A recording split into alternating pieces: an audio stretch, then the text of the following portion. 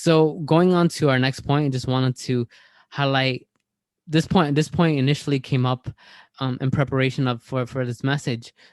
I had heard one of you shared about how Joseph Prince is not accessible, and meaning that, like, if let's say, I was struggling, or if I needed prayer, if I wanted, pastoral counseling, you know normally in churches, you can arrange a meeting with a pastor. You could talk to them. I know I have, in my experience, where I can sit down and have a meeting. But in terms of Joseph Prince and New Creation Church, apparently that's not the case, and that's pretty telling, especially for like a mega church leader. And especially because you have all these people, and it's like, the main question is like, how would a pastor talk to them if he if there's so many people, so it's like, yeah, so it's definitely something that I've been curious about. So just to start off on this point, I just wanted to ask, like, was there ever a time you wanted to talk to Joseph Prince, but you couldn't? And how did you feel when you realized he was out of reach?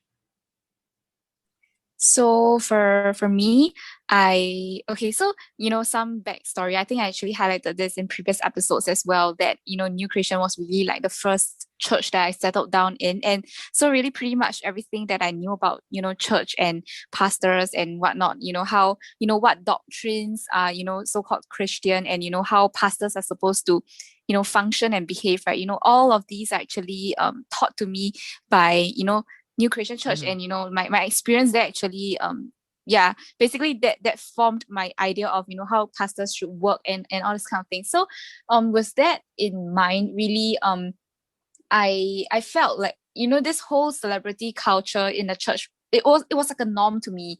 I didn't feel that there Sure. was anything wrong with that. And bear in mind that I also did not read the Bible much, if at all, back then. So I didn't know what a church should look like and how pastors should actually conduct themselves. And so I didn't really ever think of reaching out to Joseph Prince.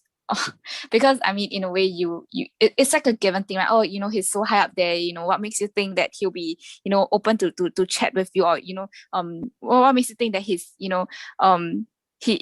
busy schedule can accommodate you? Yeah, and there's no such avenues to actually, kind of like set a meeting with him. Yeah, Mm-hmm. so yeah, and how I felt about that was, interestingly, I actually felt good that he's out of reach back Mm-hmm. then. I think it's kind of ironic, but it's really like a pride thing. And it's, I was really proud that my pastor was famous, that he was, like famous not just in Singapore, but famous in the US, and famous all around the world, and all that thing. And because also because some testimony videos actually there was actually featured on Sundays back then, had people commenting on how they really wish to be in New Creation Church and whatnot. So it definitely felt very good. It's like it's like kind of an ego boost. You get where I'm coming from. So I felt privileged and honored to Mm-hmm. have Joseph Prince as my pastor back then. But on hindsight, I feel that it's pretty messed up, because of course for them, they will always tell you things like, oh, the Lord has really blessed the church, so the church has grown exponentially in numbers. So Joseph Prince, as a senior pastor, he cannot be tending to all the sheep.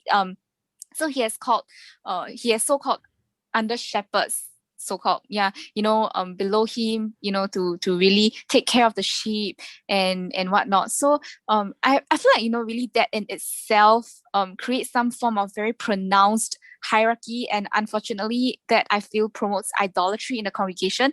Of course we can't stop people from idolizing someone else if they really want to, but the thing is really the structure of the organization and simply how the organization actually conducts itself really affects a lot.